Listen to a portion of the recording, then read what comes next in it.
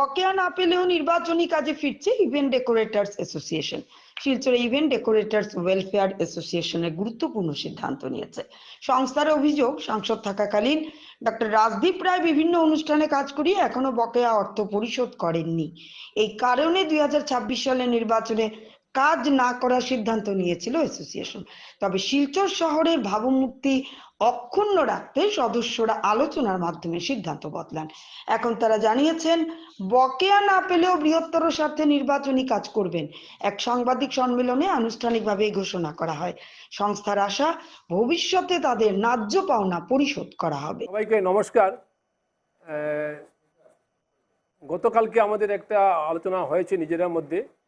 শিলচরের বিশিষ্ট ব্যক্তিবর্গ আমাদেরকে ফোন করেছে এবং আমরাও চিন্তা করেছি যে শিলচরের ভাবমূর্তি যাতে নষ্ট না হয়, পরিবেশটা ভালো চাই আমরা।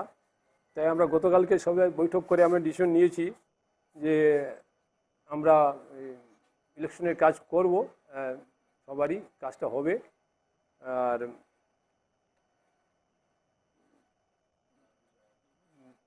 আর হচ্ছে ফেসবুকে পত্রপত্রিকা মাধ্যমে আপনারা সবাই দেখেছেন, এটার মধ্যে আমাদের বিরুদ্ধে একটাও পোস্ট আসেনি। সমস্ত আমাদের বলেছে, আমাদের যেগুলো কথা বলেছি আমরা সব সত্য কথা বলেছি, আমরা আমাদের মিথ্যা কথা নেই। আমাদের একবারে জয়বর্দিয়ার সম্পর্কে যারা বলেছেন আপনারা সবাই দেখেছেন এগুলো।